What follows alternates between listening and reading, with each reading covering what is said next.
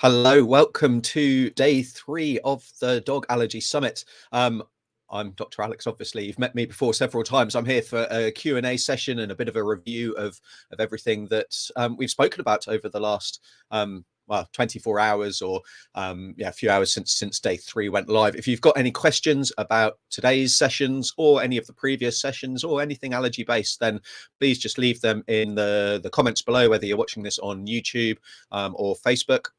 Also, if you are watching this on the replay, then welcome. Great that you've managed to find the time to watch this session. And if you've got questions as well, if you just leave them in the comments too, and we'll get to those on tomorrow's Q&A as well. So I'd love to answer your questions, even if you're asking them kind of after this live event. So hope you've enjoyed the sessions on day 3. As I teased yesterday, I think there's some fantastic sessions. Well, there are every day. Let's be honest. We've had some amazing guests who've shared a wealth of wisdom, and yeah, we've kind of been talking really about a lot of kind of supplements and ancillary treatments that we can give for our dogs with allergies. So we've spoken about non-antibiotic control of skin infections. Skin infections being so common in dogs with allergies, and in fact, in my opinion and in my experience, they are probably the single biggest reason that we fail to get control of a dog with allergies who is itching. And we do all of the things we try medications, we try supplements, we change diets, but the dog is still itching. And in my experience, it's normally because we're dealing with a secondary infection. Now, they come with in kind of several different flavors, if you like. They can be infections with bacteria, and they can also be infections with fungus or yeast.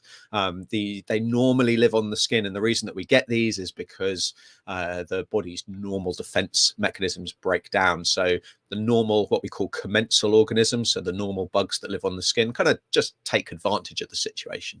The same is true with ear infections. Ear infections are incredibly common in dogs with allergies as well. And in some dogs, that's all they're going to manifest as. They're not going to be itchy elsewhere, or it's going to be very mild, but they're going to have horrendous ear disease. So control of those infections, hugely important. And if we can avoid the use of antibiotics, again, as we discussed yesterday, then that's so important.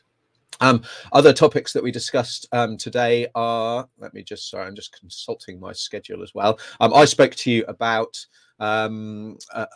different supplements for allergies, and the most common supplements that we can give being essential fatty acids, so our omega-3 and omega-6 fatty acids, and kind of the differences in those and the different sources of those, which are incredibly important, and some of the pitfalls to avoid, and some of the cases where that's maybe not appropriate. Also spoke to you about probiotics, kind of what probiotics are, which we touched on yesterday, as well as kind of some pitfalls to avoid there as well, and the evidence behind them actually having a big effect. We spoke more about grooming with Dr. Joya. So she brought her huge range of expertise to the field of actually grooming and bathing and topical therapy tips.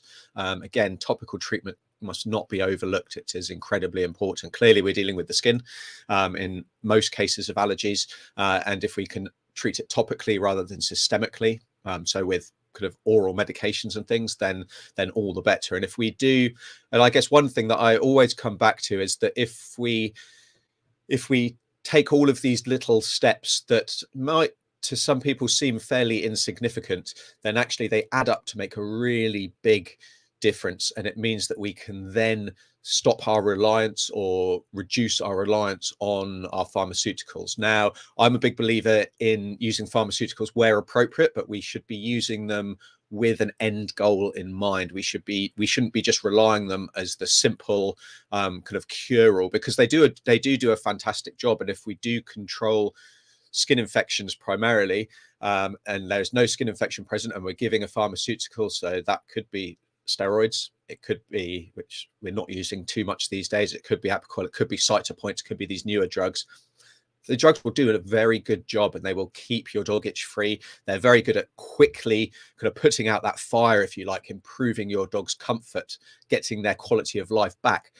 And it's all too easy to then kind of leave them on those drugs long term, which is fine in the majority of cases. Most dogs will not experience any kind of side effects at all with these drugs. But if we don't need them, then why would we be giving them? And if we can reduce our reliance on them, then all the better. So if we're doing, so getting back to my original point, if we're doing all of these other employing all of these other strategies, we're taking a concerted effort, then we can hopefully, in an ideal world, completely remove the need to give any kind of pharmaceutical medication. Or it might be that if your dog has got seasonal allergies, for example, and they are really, really bad, if it flares up because they're just allergic to every single pollen in the environment for 1 month of the year, and we just need to use them for a very short targeted period of time, then surely that is so much better than relying on them full term.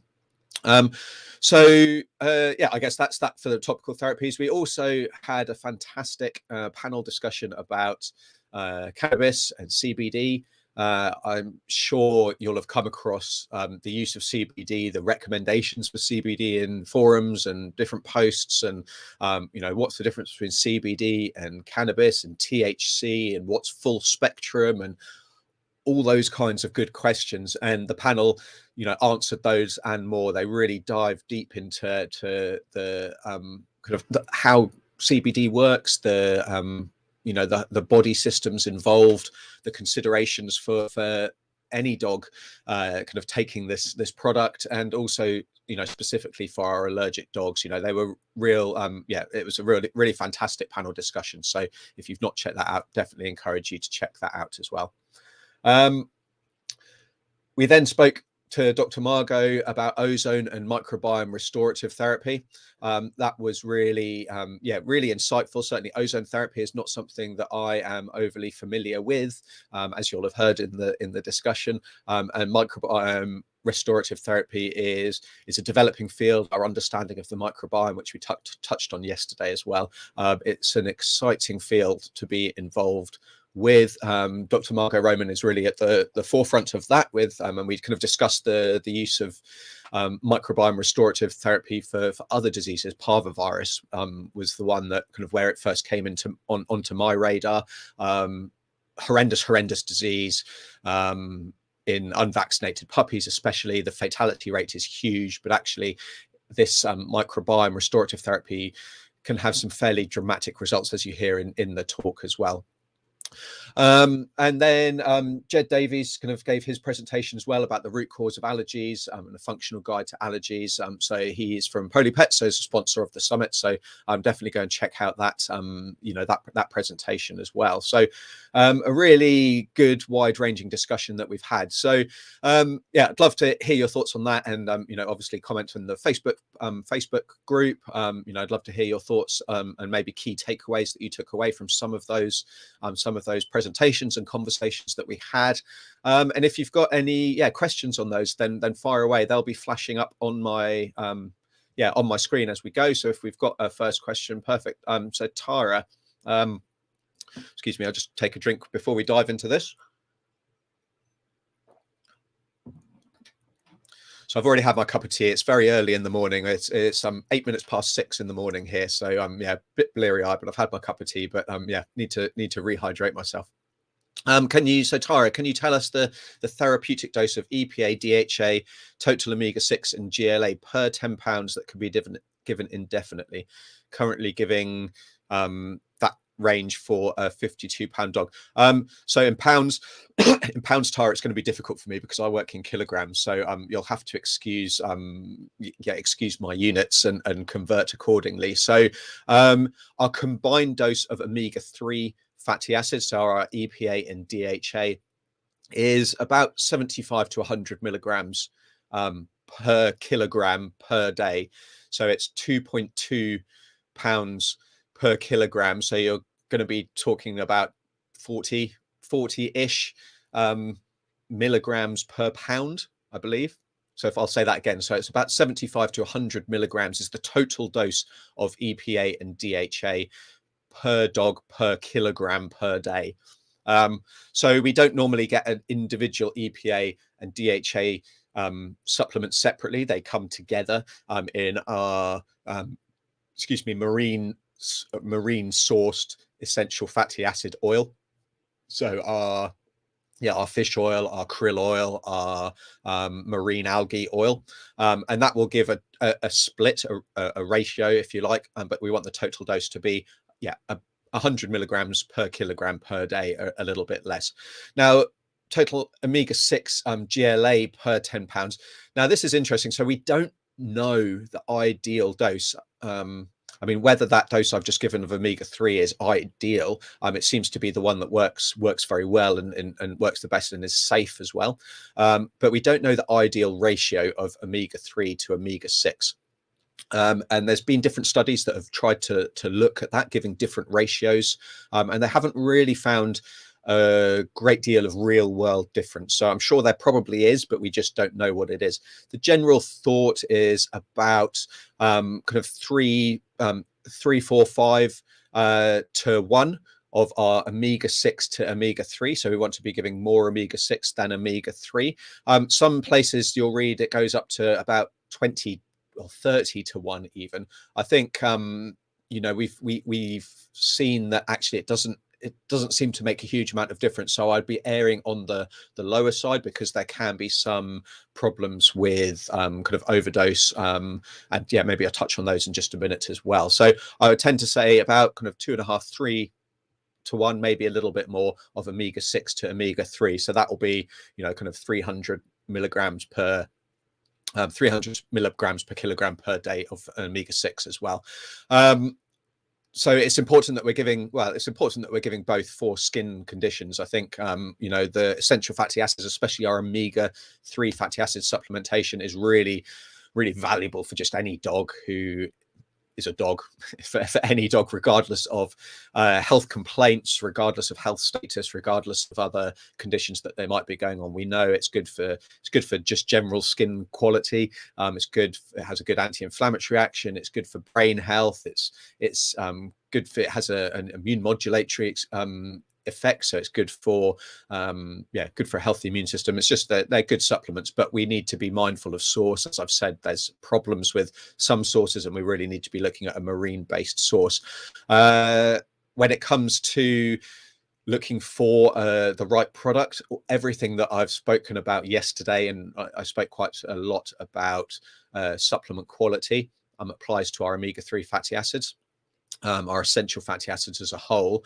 And I think we also need to be aware of these products. They are prone to oxidation, which means that they can degrade. Their quality does degrade when they're exposed to air. So we need to be thinking how these products are stored, how they have been stored, and the form that they come in. So if we're thinking about feeding a therapeutic diet. Now, therapeutic diets, depending on your feeding philosophy, and I know some of you are not going to be interested in those, but they do have very good evidence to really reduce the level of itch and do a very good job in helping to control allergies.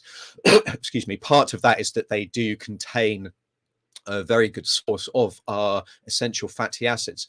But if we're buying the biggest bag, because it's kind of the best bang for buck, if you like, and food does add up, and these big feeding these better diets is more expensive.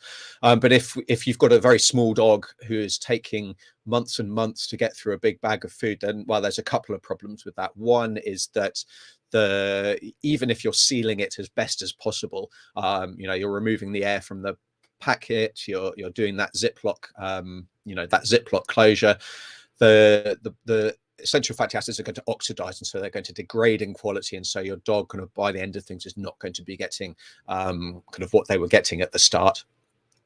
The other issue with buying a big bag of food, regardless of any type, is that you're going to be increasing the risk of storage mites developing and becoming a problem within that food. And so many of our dogs are allergic to storage mites, especially those with environmental allergies, so our atopic dermatitis. So we want to really be avoiding that that situation at all possible. We want to be finishing any food that we open within a month. That's certainly my recommendation. If it's longer than that, then we can come into these problems.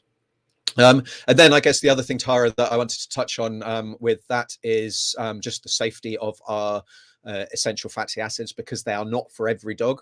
They are they're a very fatty a rich source of fats as well. And they can trigger, if we've got a history of pancreatitis, if we're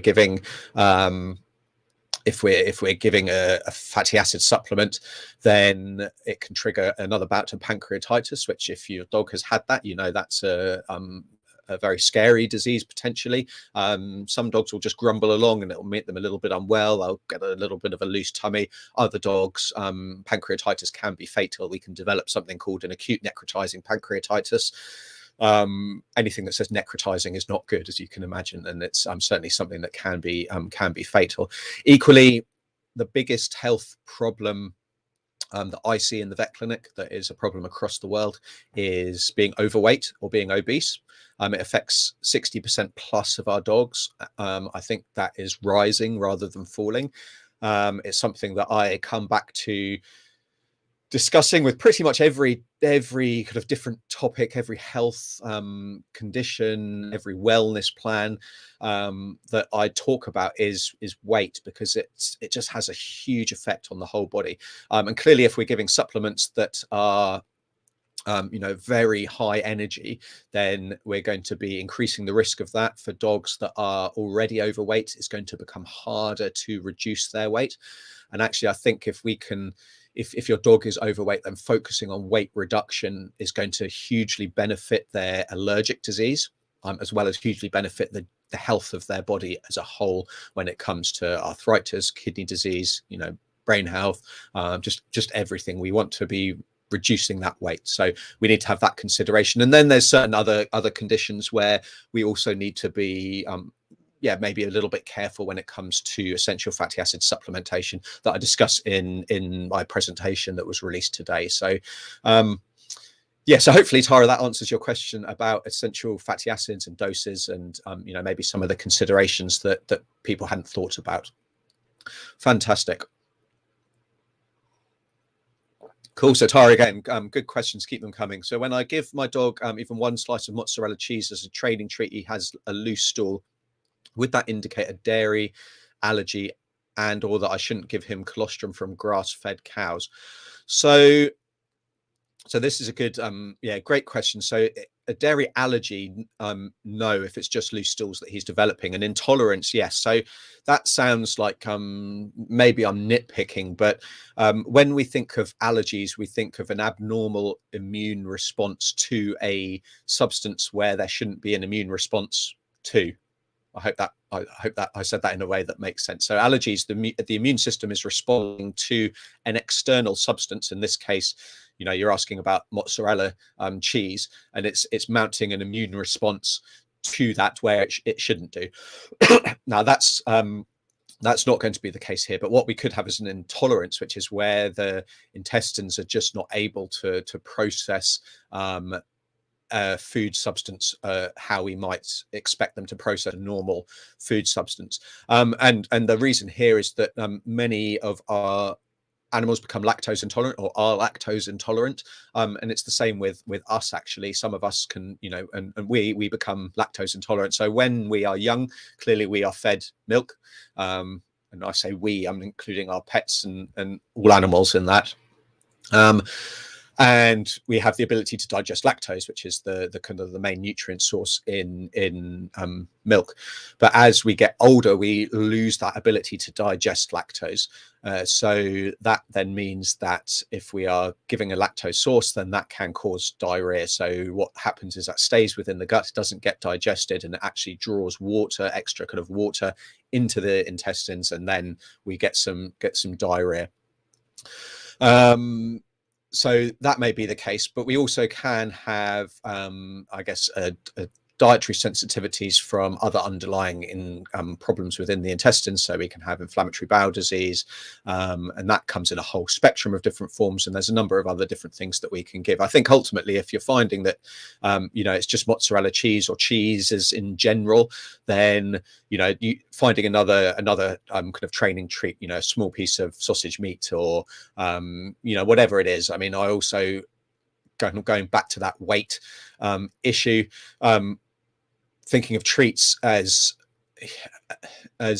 a way of, I guess, bonding with our dog, and it's important that they enjoy their treats. But if it's just a general treat, then we can give things like carrot sticks, broccoli heads, green beans, air popcorn, plain rice crackers, things that are your dog will still find kind of tasty, they'll still enjoy, but are very low fat, low energy, and are healthy as well. Now, when it comes to training, clearly we want something that's really going to motivate our dogs. So yeah, finding something. So cheese is something that is commonly used. It is very high fat, and there is this problem with lactose tolerance.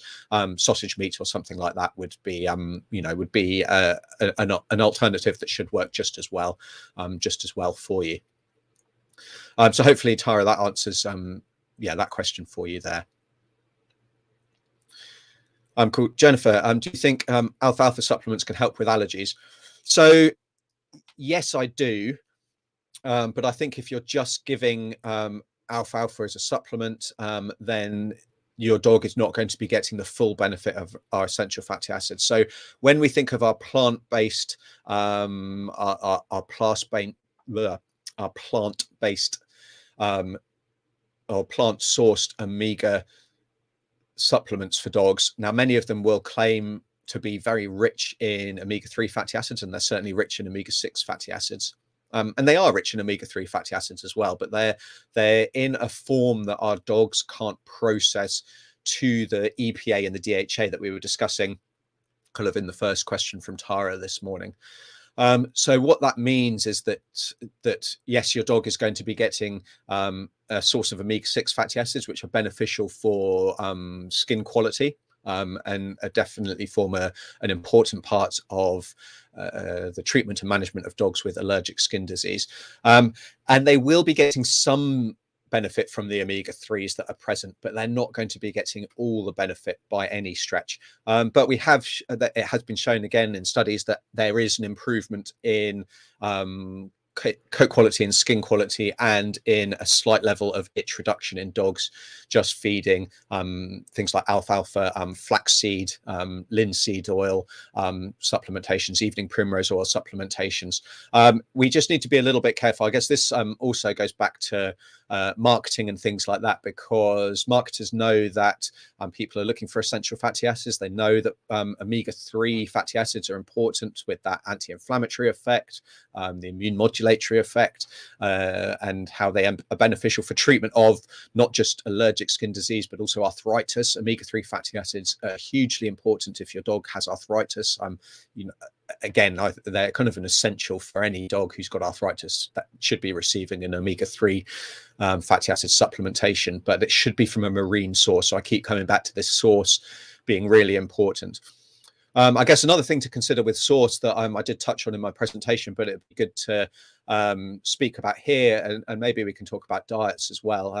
You'll have to excuse me. I do tend to go off on tangents, as you can see. I get a train of thought, and I just want to share as much information as I can with you. So you'll have to excuse the kind of stream of consciousness that comes. But source. So yeah, sustainability of source, I think, is really important to consider as well. So you'll know that kind of fish stocks across the world are struggling. Certain species are struggling. And so I think we need to be very mindful that we are sourcing our supplements from a sustainable, ethical source. So if we're thinking of predator fish, kind of our salmon, our tuna, then those fish stocks have really been decimated in some situations. They also can be fished. Some species can be fished more sustainably than others. So rather than using kind of drag nets and trawler fishing, using long lines, and there's various different schemes across the world, and that's probably going to be different depending on where you are in the world. But there will be certification for being kind of sustainably sourced, sustainably fished. So look for those. This is where potentially krill, although there is some is krill as sustainable and as ethical as it's thought to be? Possibly not, depending on where that's from. And krill being a massive food source for our whale species in particular, but also they're a vital part of the food chain as a whole. But marine algae is something that is developing field as well. So yeah, something to think about there as well. When it comes to food, so we've spoken about food in the sense of kind of quality. And again, this goes back to different kind of feeding philosophies. So those of you who want to feed raw meat and bones and nothing but that, you'll kind of maybe scoff at this idea. Others of you will think of, well, dogs are carnivores, and so we need to feed them meat. I guess I go back to a comment that I made that we need to feed dogs nutrients, not ingredients. But an interesting field to develop that's kind of developing, and more research is being done into it, is actually kind of plant-based feeding for dogs. And I am saying this not as a vegan myself. I am not a vegan. I eat meat, but it's something that clearly I'm interested in all aspects of a dog's health, and sustainability. I think is and kind of our ecological footprint, or our dog's paw print, if you like, on the world is something that I have been spending more and more time thinking about. And there's been a fascinating study recently released with Dr. Andrew Knight into the health outcomes of dogs fed vegan food. Now, this was health outcomes as reported by the pet parents, the pet guardians, and it seemed to show that actually the health outcomes were better for dogs that were fed vegan food. Next best were those fed raw food, and then next best were those fed a commercial, another commercial diet. Now, there's significant caveats in all of those, and if you're interested in diving into more of that, then I actually had interviewed Dr. Andrew Knight. It was a fascinating interview, and I'd encourage you to check that out on my podcast, which is the Call the Vet Show. If you're a podcast listener, if you search for the Call the Vet Show with Dr. Alex Avery on your podcasting app, you'll find that. Otherwise, you can go to callthevet.org or ourpetshealth.com, and there's a podcast link there. So ourpetshealth.com is my kind of home online, and you'll find the podcast. So anyway, that's kind of an aside, and I guess I enjoy challenging myself with thinking outside the box and coming across all of these different options that are available to us and to our pets, and that is a developing field, and one that is I mean, watch this space. It's very interesting. Dr. Andrew Knight also talks, which is why it's relevant especially to talk about in the allergy summit, is that actually the first plant-based dog foods came about because as a treatment for dogs with allergies, and one of the big health benefits that was seen in the survey was actually a reduction in allergic disease. So yeah, definitely encourage you to check that out as well.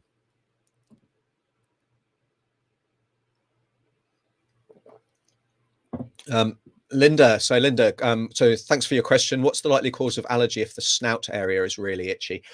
So I'm assuming the snout, you kind of be the nose and the bridge of the nose. Now, so it can be really, well, I guess the first thing, if it's literally just, it depends on what things are looking like.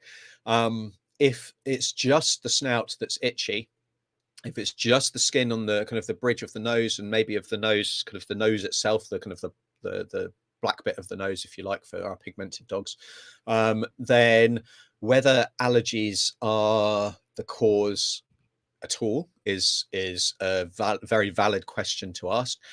We will often see other autoimmune conditions, so other conditions caused by an abnormality in the immune system that aren't allergy. And actually, Dr. Dan speaks more about those tomorrow. The big one here is pemphigus or lupus.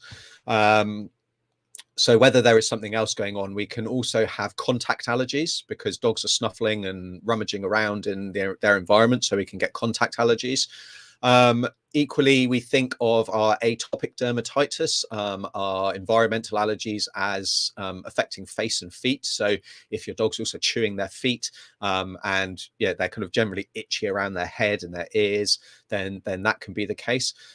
We can also get problems with, say, like zinc deficiency and things like that, which can cause problems with the nose and with the pads.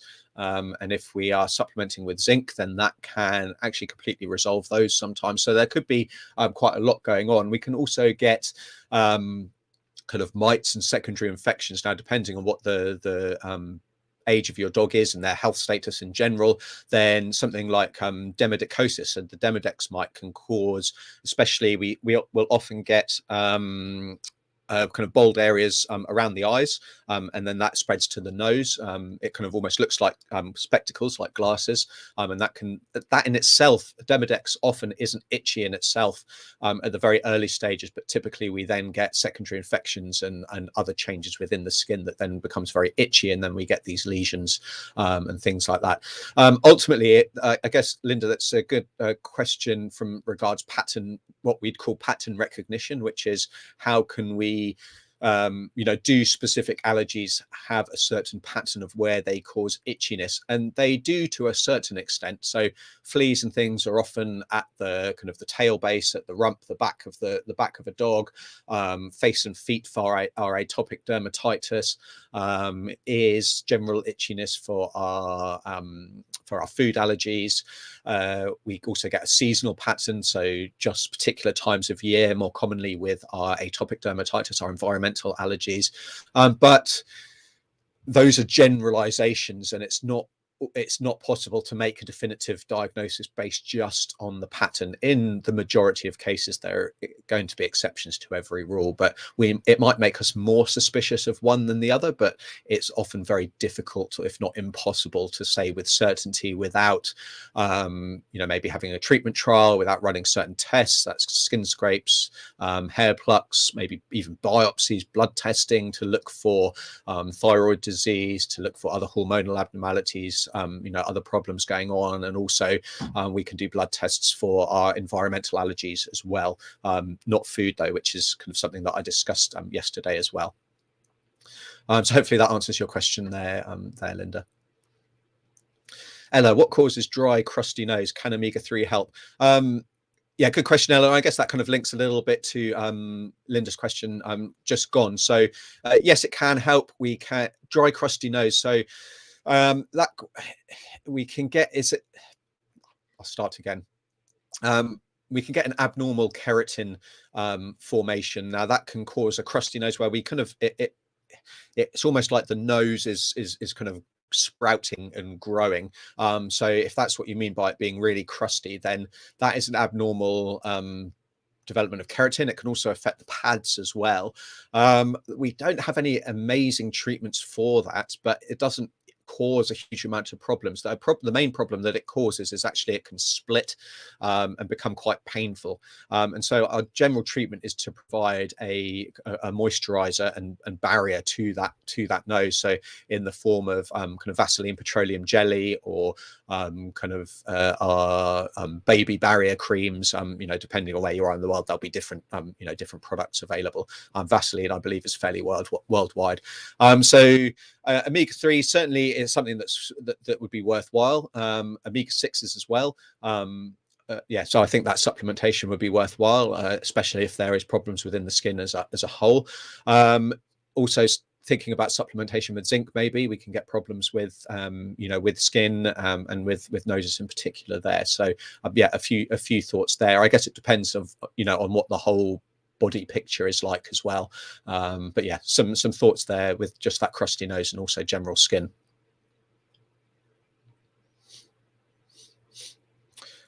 Jill, what can I use topically for itchy and yeasty skin? I'm currently working with a functional vet addressing the inside.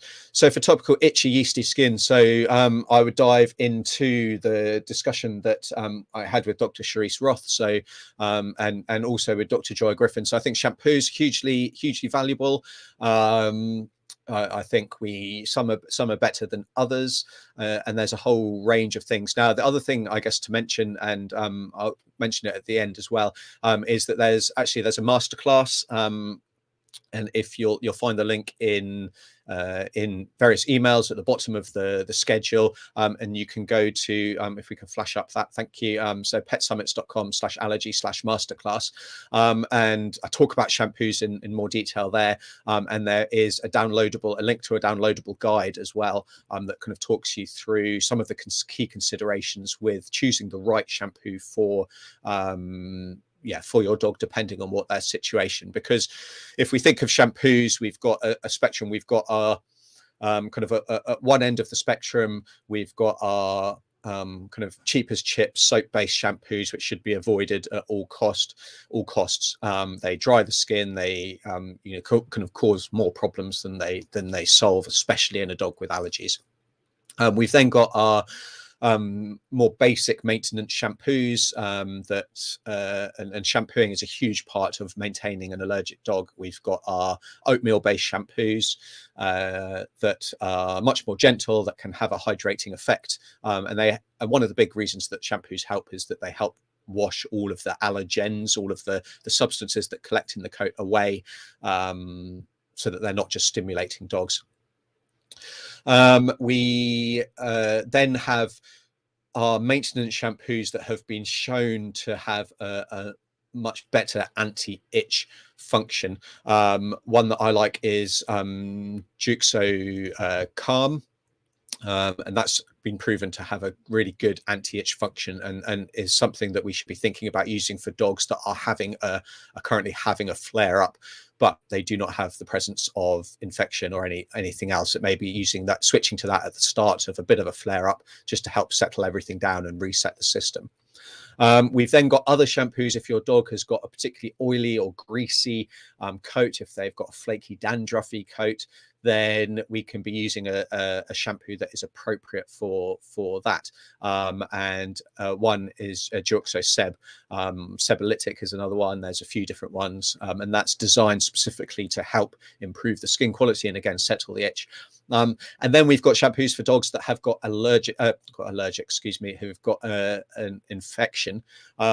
Topical use of shampoos for dogs with infections is fantastic. There's a couple of different types. We've got those with an antifungal agent and an antibacterial agent at certain concentrations. The popular one here is something called Malaseb, and then we've got those that just have an antibacterial. It's a different concentration. It's chlorhexidine, 3%. 3%. Yeah, I think that's right. That's been shown to be just as effective, and if we're using that topically, then that is going to tackle the vast majority of infections that are superficial. If we're dealing with a deep infection, if your dog is very sore in particular areas and won't allow you to shampoo, if it's difficult to reach areas, then we may need to reach for our oral antibiotics, but in the vast majority of cases, our topical shampoos are beneficial. So there's a whole range. So depending on kind of the situation for your dog, I'd be recommending one of those as a starting point. So yeah.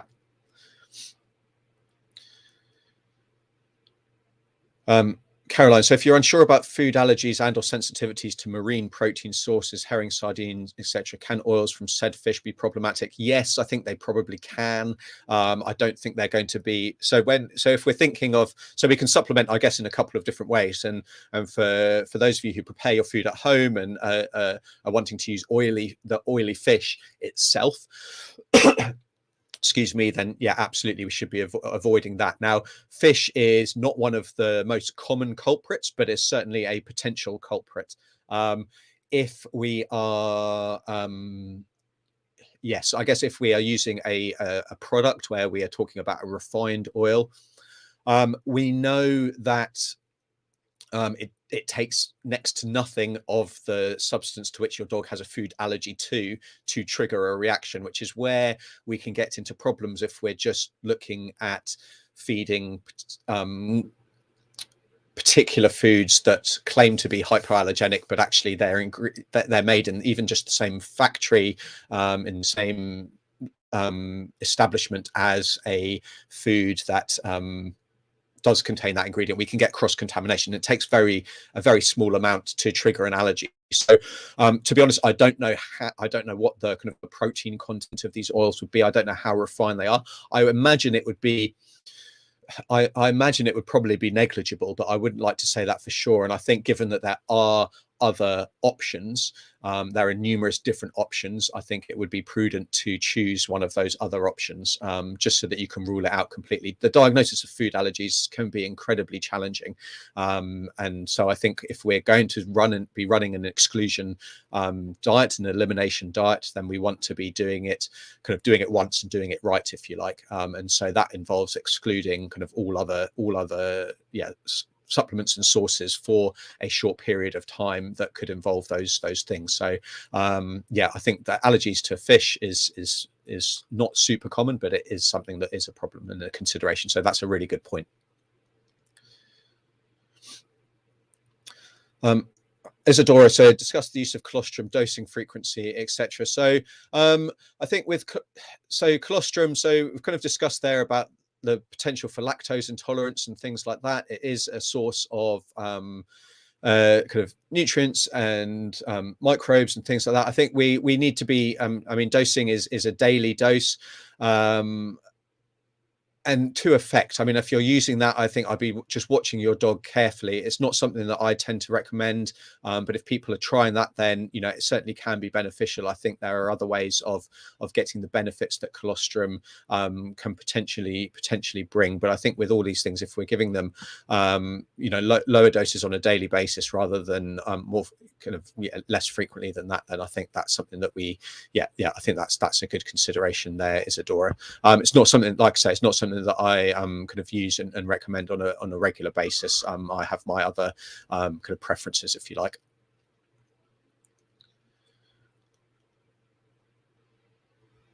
So Tara, so yeah, so I guess that goes back to what I've just said. So Tara, so does dairy intolerance mean you shouldn't use colostrum from grass-fed cows? Yeah, I mean so a dairy intolerance, so lactose intolerance, is anything that's milk based from any kind of any species, if you like. So any milk products.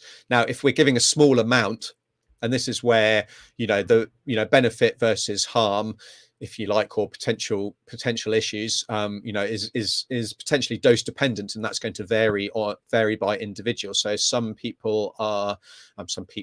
dogs are very intolerant, and it just takes a very small amount of anything lactose based to result in diarrhea, to cause an upset tummy and to cause problems. Whereas others are going to be able to, and certainly I know farm dogs and things and cats that will drink cow's milk until the cows come home, as much as they want, and they're not going to get any problems. So yeah, it depends on your individual dog. So I think if you're worried that your dog has got a lactose intolerance, and that certainly is potentially the case, then anything lactose based could be causing problems for them. And it's not just a case of a little bit of diarrhea, if you like. I mean, I think if we're giving something that is resulting in that, then we're going to be upsetting the gut as a whole, and that's going to be potentially meaning that your gut health is suboptimal. So I would be cautious with colostrum or anything anything milk based. So Caroline, 90% of my dog allergies and in turn secondary infections are located on his paws. I know environmental allergies are present and he's on immunotherapy, but if the only problematic areas are the paws, bottom and tops, are food allergy sensitivities likely? The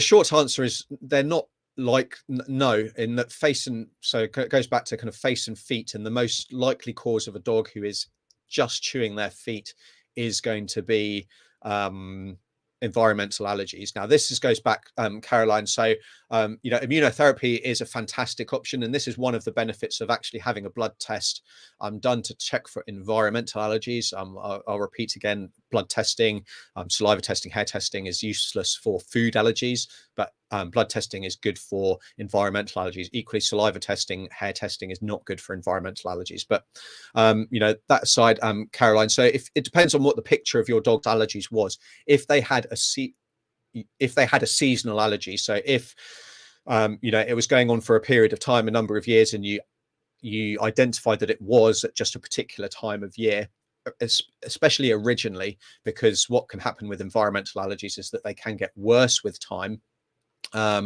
and go from being very seasonal to being year round. So it may be that actually at the moment that it's more of a year round problem. I hope that's making sense.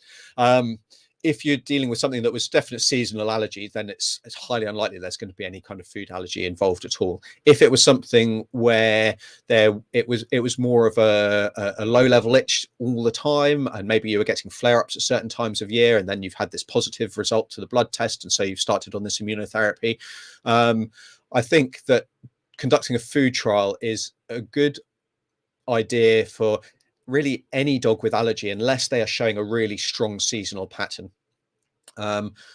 And I say that because although food allergies are not common, they're not the most common cause of allergies. So it's something that a lot of us will kind of latch onto, and we'll be worried about the food, and we'll be worried about there being a food allergy. But actually only about 10% of dogs suffer from a true food allergy. So it is the minority, although 10% is still a significant amount of dogs. If we think of about 20% of dogs will develop an allergy in their lifetime. You know, that 10% of that is 2% of all dogs. So it's still a significant number of dogs, but it's the minority compared to the other cause of allergies. So I think no, food allergies are not likely in your dog's case, Caroline. But there's no harm in running a diet trial if there's any doubts with that history. So maybe something to discuss with your vet who's you know, working with you on that. Fantastic. So great. There's been some fantastic questions, everybody. So yeah, really thank you so much for taking the time to join me today to you know, to be asking your questions. Hopefully those answers have all been helpful. Again, encourage you to head over to petsummits.com/allergy/masterclass. There's links in emails as well, where I discuss some of the key considerations for putting all of the information that you're learning in the summit into action to help you actually make a real world difference to your dog's allergic disease, to help get on top of it, help kind of reclaim their quality of life, eliminate their itch, and yeah, ensure they're living as happy and comfortable and healthy a life as possible, which is ultimately what I want for my patients, what you want for your pets, and what I want for them too, which is the whole reason why I've been put together this summit with you along with Pet Summit. So thanks for joining me. We've got a fantastic lineup again tomorrow, so just run through that quickly as a bit of a teaser. We've got Dr. Christopher Byers, who talks about actually emergency allergies, emergency treatment of allergies, and particularly talking about stings and bites and things like that, what we need to consider, what some treatment options for that when you need to go to the ER.